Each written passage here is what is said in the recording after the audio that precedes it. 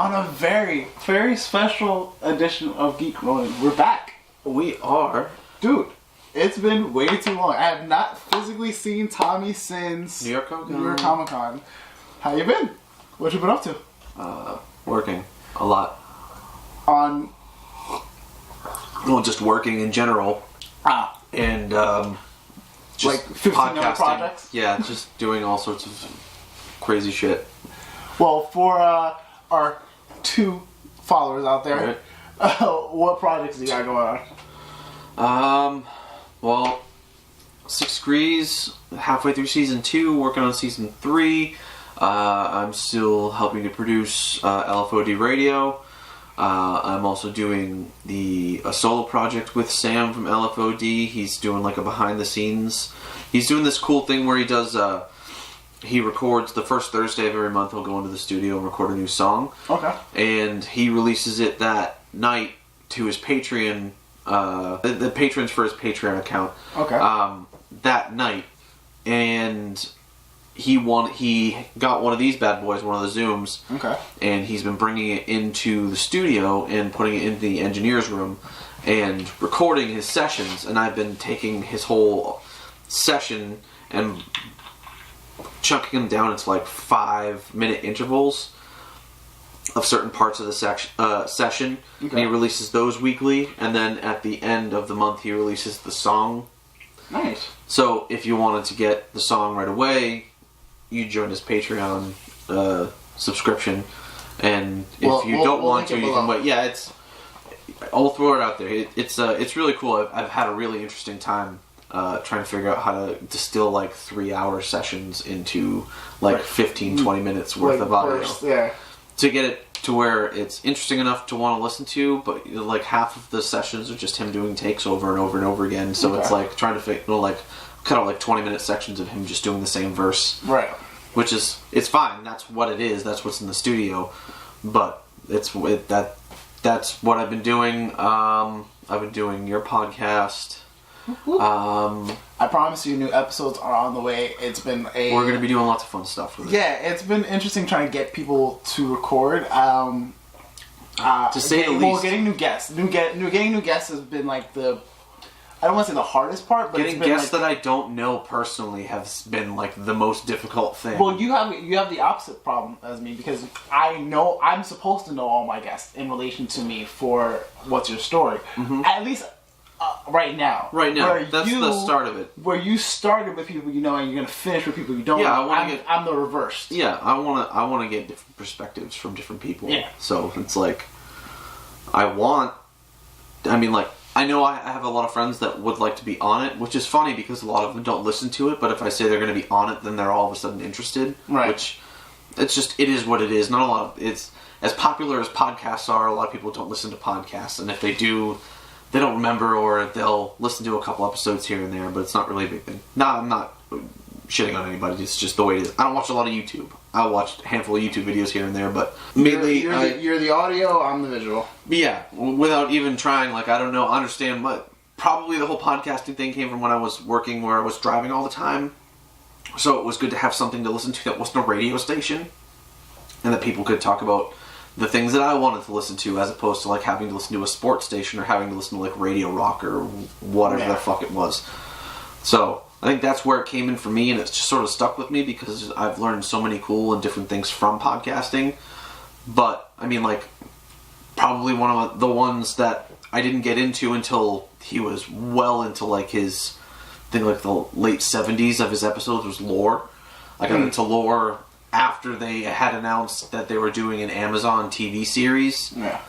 So I started doing that, and I listened through his whole catalog. It was really interesting seeing how everything progressed. Well, it's funny because you got into podcasting way differently than I did. Well, I was introduced to it. My cousin was like, "Yo, listen to my podcast," and I would listen to it and find myself not really wanting to sit there and listen to 2 hours of wrestling and certain geek culture stuff. It's stuff that we do, but it's more wrestling based, and I wasn't big in wrestling at the time. Yeah, and it's also 2 hours that I was just I don't really connect to it. Then, now that we're doing our own thing, I think it's easier accessible, and it's they have more niche stuff that you can kind of find your what you're really into and really get into it. Yeah.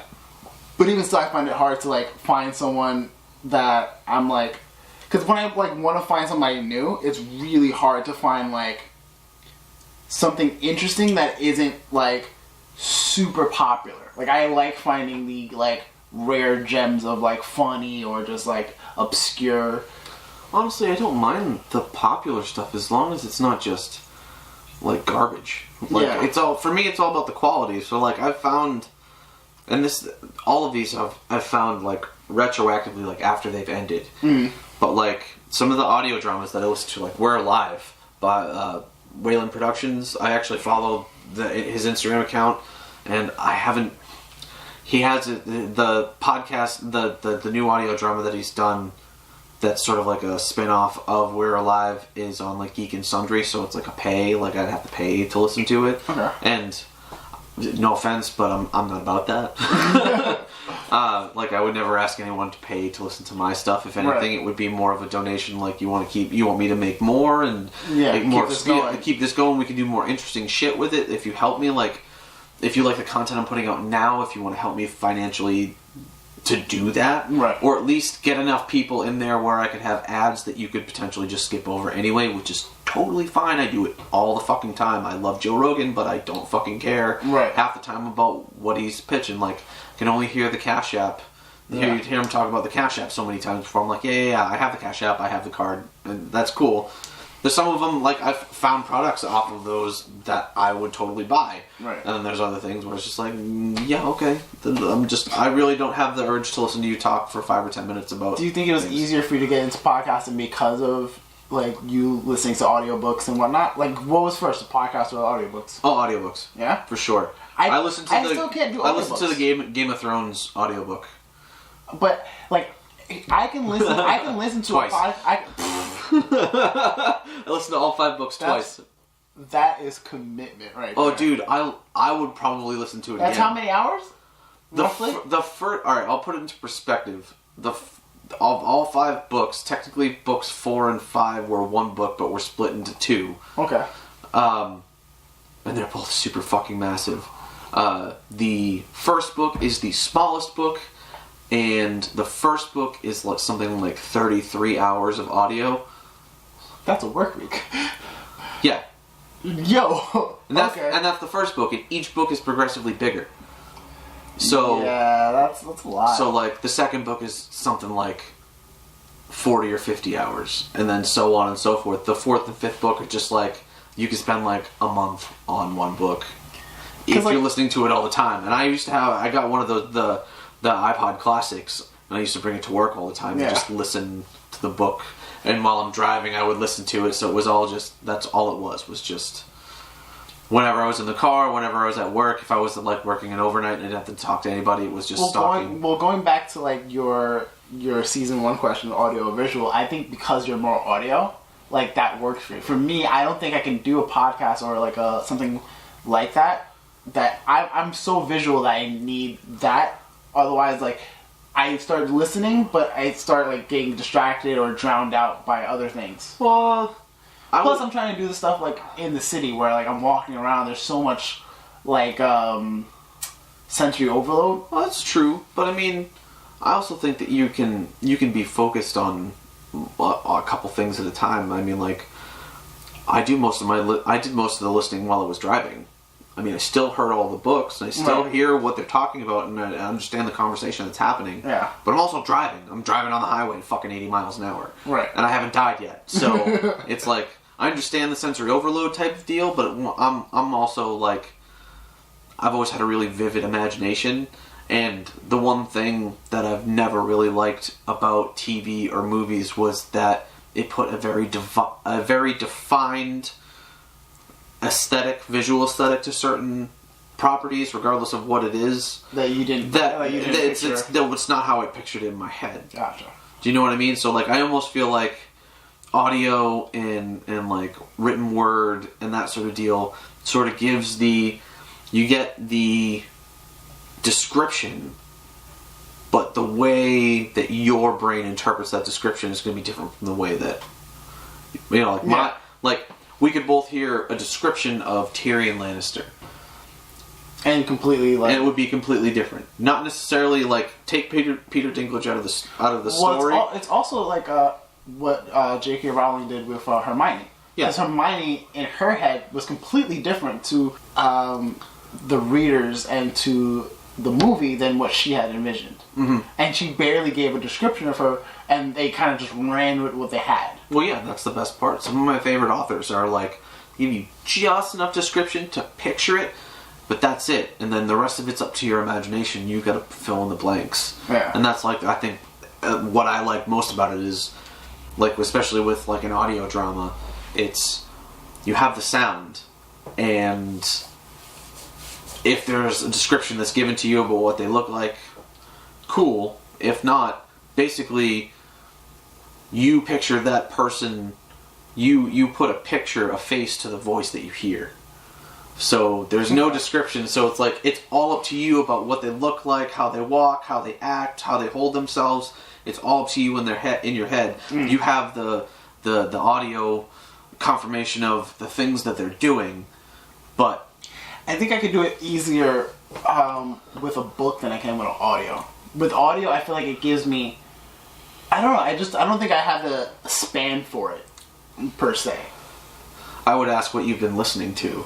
Well, I started with LeVar Burton reads. That was like kind of my pseudo introduction to like audiobooks. It's kind of like an audio mix between an audiobook and an audio drama. It's like, right. You have the audiobook, so he's the narrator and he talks about a lot of stuff, but he's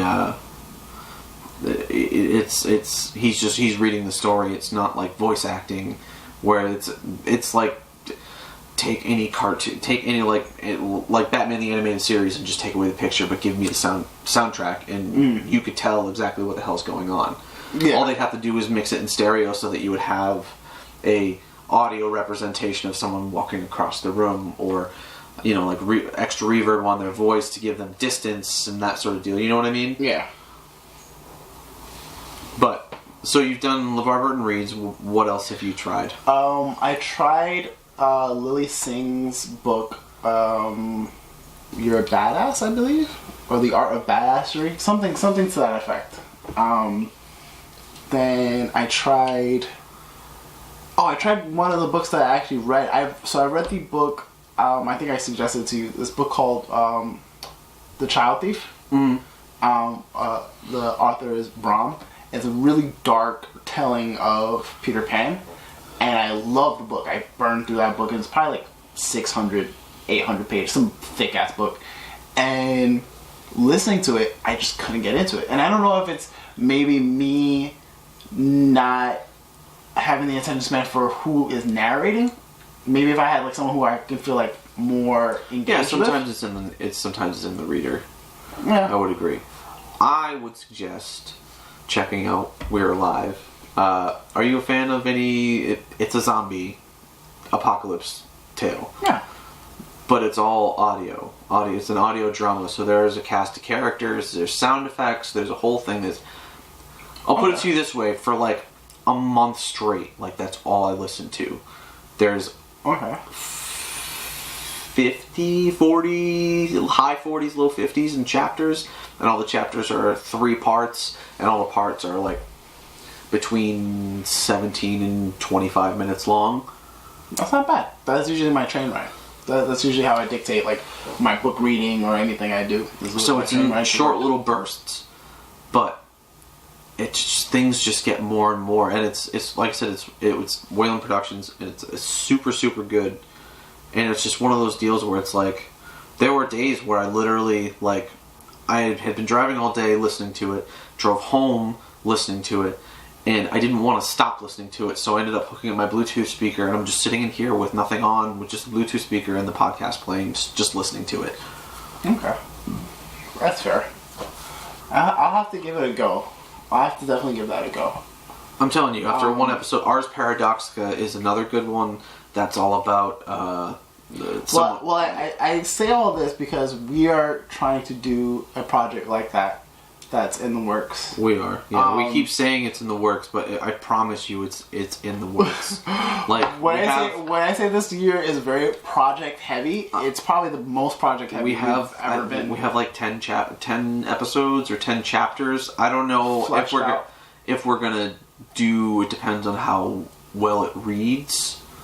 Like how long, because I want to keep it in that 20 to 30 minute range somewhere for episodes. So it might only be like 5 episodes worth if we do like 2 chapters chunked together. Yeah.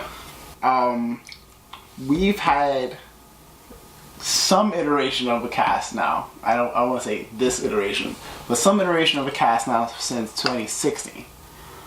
And one of the questions I keep getting asked is, how do you start a podcast? Easy. Record. You just shoot the shit with your friends and hit record. You can do it on your phone. So I say that all the time, and people don't really believe me. Well, I mean, that's like the most easy and simplest way to put it. But like, if you want to do like actually put together a show, there's a bunch of shit that you should take into consideration before you start recording. Mm-hmm. But I mean, really, if you just wanted to start a podcast and just learn on the fly, the best way to do it is find something to record. You can start with your phone. You can, I mean, this Zoom was like your $150. First of all, the audio that you record, especially on your phone, probably takes all of like a couple megabytes of like information. Yeah, it's not really that spectacular one way or the other. And there, I mean, like the microphone you have there's like $20, $30 microphones where you can plug it directly into your phone through your headphone jack and it records and you get monitoring with it. It's like, and it's pretty good quality. Yeah. So, I mean, it's easy to do it well and to get people to listen is another thing entirely. That goes more into production, but also like starting off, I would say not only is it like just getting started, like just jump into it, I would also say you kind of need to not so much know what you're doing, but know the general direction and like kind of idea. Have a premise and a format. Yeah, is really what you need. Like, what are you going to talk about? Why should people listen to this show? Who are you going to speak with? Is it going to be? It could be about sports. It could be about politics. It could be about religion. It could be about geek culture. It could be about anything you want, really. So let's just say for us, for shits and giggles, it was geek culture. So we were We the Geek before, and then we were Geek Ronin. But regardless, it sort of stayed the same. And then it was a matter of, did you want to do, what kind of format do you want? Do you want an interview? Is it just going to be a single person, like monologuing the whole time? Is it going to be a group? If it is just a single person, do not. I still struggle with it myself, just talking to the camera or talking to the microphone, just by myself and not having that other person there to like feed off of. Don't let that like hinder you from like trying it out. The only single person podcast that I've ever really been able to get through is Bill Burr, just because he's a comedian and that's what he does is talk. Right. Like that's his thing. And he just all of his stand up bits are all rants about shit. So he basically just rants for 45 minutes to an hour. Like so it's just basically listening to him like spitball shit for no, he'll talk about events, but it's. But you started with Danny doing We the Geek. Yeah. It was the two of you guys, and then I jumped on. So we had like a nice back and forth format. Was it easier doing that because you had the people there, or do you find yourself like in a nice groove when you do like 10 minutes or less? I like the conversation more, personally. Because doing the single is just basically it's just conversation, throwing shit out there and hoping people respond. True. But if you're talking to an interviewee or it's a group cast where there's 2 or more people, then there's another perspective to add to the mix and you can have a conversation about stuff. Okay. That's what I enjoy, is the conversational aspect of it, because you get 2 different viewpoints talking about the same subject. And then there you can see the similarities and the differences between the 2 people and see how each one ticks, basically. It's like people watching. But like listening to them, it's like giving permission to eavesdrop on a conversation. Okay, yeah, so that makes sense. I'm having a conversation with you, but people are listening and watching. Yeah. So it's you're here to listen to both of our opinions, and then you're also... It almost sounds weirdly voyeuristic, but it is. Yeah, it really is. Yeah. It's like a interview. That's why people watch like Jimmy Fallon and Late Night with Stephen Colbert. And, like that's why the late night shows work. Is because it's sort of almost a voyeuristic view into something that you don't really live in. So for those who want to jump into it, and alright, they got their phone, they have stuff, that they have recorded, what would be the easiest way to upload that we found so far? You can do SoundCloud or Anchor. SoundCloud is free up to like 3 hours or something like that, and then you gotta pay for it. Yeah. And then, which isn't really a bad deal because SoundCloud's really easily accessible. Anchor is free, unlimited, pretty much. Yeah. And you have access to way more platforms. You do. Well, you have access to the other platforms with SoundCloud, but you have to physically go out and apply RSS feeds, so there's a whole lot more through your Anchor account. There's like 10. Upload, and you can pick which ones they submit it to, and then you get notifications about when the podcast is accepted to be in the feed, and then it just automatically publishes there. Boom, done. Yeah. So like when I release 6 Degrees, the cool part is I can go in, upload it, get everything set, and then have it scheduled for release on a specific day at a specific time, and it's automatically there, and it shows up in everything, including Anchor, which works for me too because they have like the little embed code that I can put on my website. So if someone doesn't want to use a podcast app, they can go to my website or they can go to Anchor and they can listen to it. Which is the same thing with SoundCloud. You can do that as well, but like I said, there's just a limited space. But those are free options, and there are other ones too that are out there. When we first started, so for the style that we had in the beginning with We the Geek and I think that style works better with live because it's all whatever we record for that show. That's what the show's going to be. So when we were doing We the Geek, we had we were using Blog Talk Radio, which was really great when it was great. It was awesome, but it's expensive. But if we had the money for that, I would totally go back to doing weekly live shows. Absolutely. But I feel like it was also like when it wasn't great, it was shit. Yeah. It was kind of like the MTA. If you guys ever, whoever of our New York followers, Well, it was of you guys. It was just a matter of the conversation, what we were talking about, and then a lot of the stuff that we talked about early on through most of Geek Ronin was just us griping about people griping about shit. Yeah. So I'd say a good 4 or 5 episodes was literally me just not letting go of people getting pissed off about Scarlett Johansson playing the Major in Ghost in the Shell. Yeah. For sure. Absolutely. And just the outrage culture was most of our content was just us shitting on all of that, and I liked the soundboard. I'm not gonna lie, I enjoyed the soundboard. The soundboard was awesome. And his name was John Cena. Oh yeah, I love John Cena-ing people. It was so much fun. So we had a bit, if you guys are old listeners of our old show, when we had people call in and they were just like, oh no, they were going on for a little too long. And his name is John Cena! Tommy was awesome at going, hey, I have another caller who wants to join in the conversation, and just, his name, and we would drop callers, and John Cena! Amazing. But yeah. I enjoyed the hell out of that. So, going from there, now we have podcasts, we run our social media platforms. And I hate social media, by the way. We get into YouTube. Well, you're also more audio, so it's harder for you to do certain content. Well, not only that, but I have a really, really boring life. What the fuck am I going to take pictures of for Instagram? I can only relative. Visually stimulating. I don't have a very visually I go to work and I come home and I'm at my computer and that's all I do is I'm chilling at home reading a book, watching TV with the lady, or I'm working on something on my computer.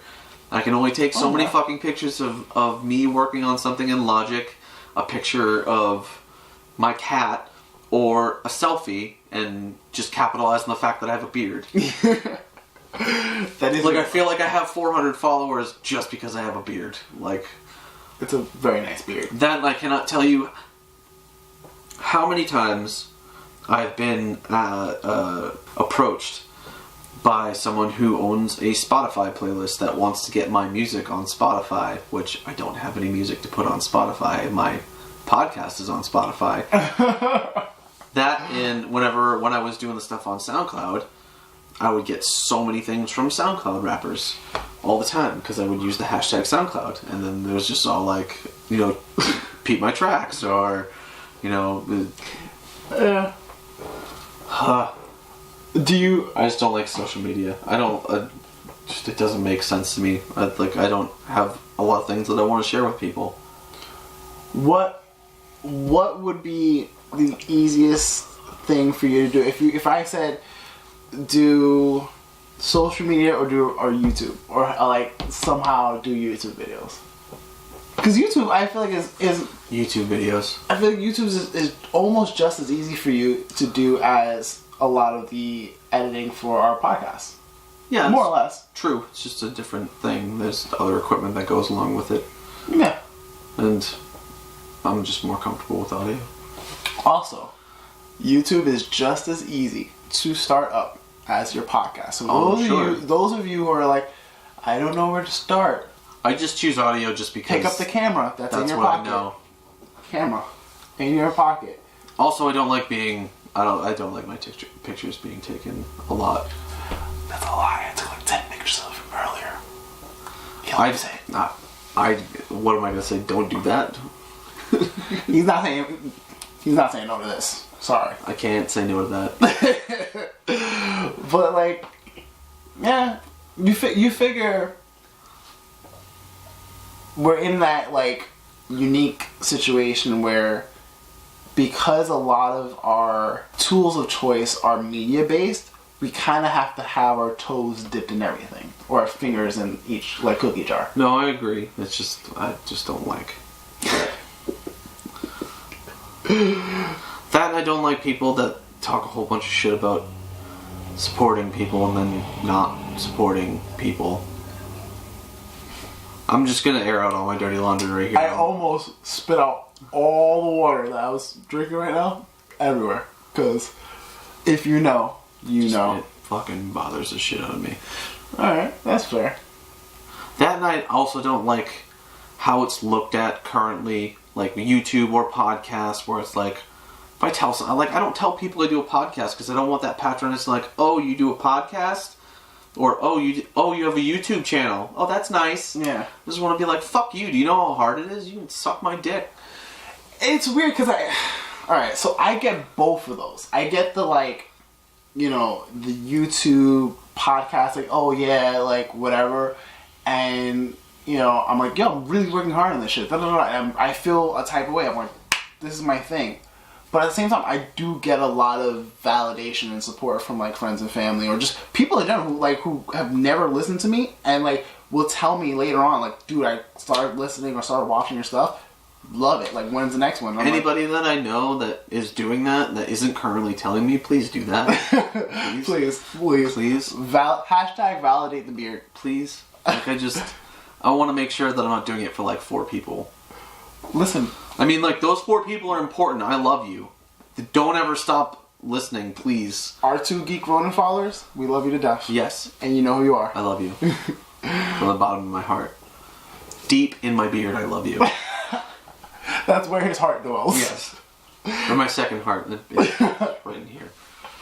But, like, you know, I've gotten both sides of that. Like, there are times where, you know, it sucks where you're just like, you know, like, I want to be doing more, and I feel like it's not getting the attention that it needs. But at the same time, it's tough to keep doing something that just, like, you're doing it and you're putting a lot of work and effort and thought, and, like, you're putting a lot of time and everything into it, and it's like, granted, the world is full of people and everyone has different interests, but it's like,